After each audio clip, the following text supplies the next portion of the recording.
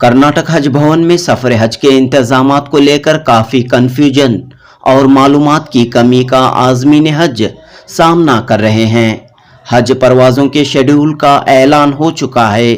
9 मई से 25 मई तक मुख्तलिफ परवाज़ों के ज़रिए आज़मीन हज बेंगलुरु से मदीने मुनव्वरा के लिए रवाना होंगे।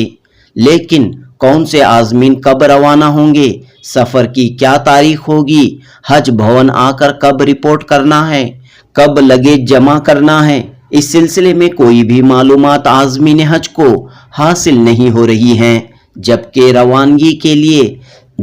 रवानगी का सिलसिला शुरू होने में सिर्फ 10 दिन बाकी रह गए हैं। आज़मीन हज के वैक्सीनेशन में भी ताख़िर होती हुई दिखाई दे रही है। कर्नाटक हज कमेटी के स्पेशल ऑफिसर सिद्दीक पाशा ने अब वैक्सीनेशन का शेड्यूल जारी किया है। वैक्सीनेशन और टीकाकारी का शेड्यूल कुछ यूं है।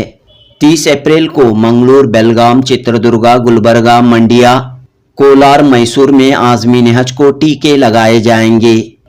1 मई को दावणगेरे, बीदर, चिकमंगलूर, चिकबल्लापुर, रामनगरम और बल्लारी में आज़मीन हज को टीके लगाए जाएंगे।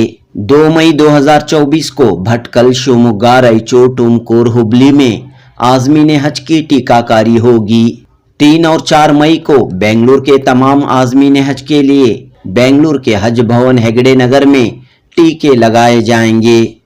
इसी तरह 3 मई को विजयपुर और 4 मई को बागलकोट में टीकाकारी होगी। कर्नाटक हज कमेटी के साबिक चेयरमैन गौस बाशा अशरफी ने कहा कि 7 मई को हज भवन में रिपोर्ट करने वाले आज़मीन हज के इलाकों में अगर वोटिंग है, अगर लोकसभा की वोटिंग है तो वो वोट डालकर बेंगलुरु के हज भवन पहुंचें और अपनी हाजिरी दें।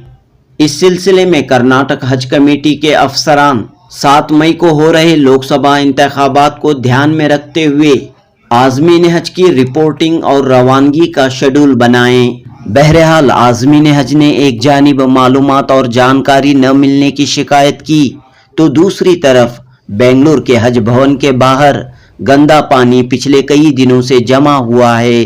खूबसूरत हज भवन के बाहर गंदे पानी का जमा होना और इससे आम लोगों और आज़मीन हज को हो रही तकलीफ कहीं न कहीं परेशानी और तशवीश का सबब है।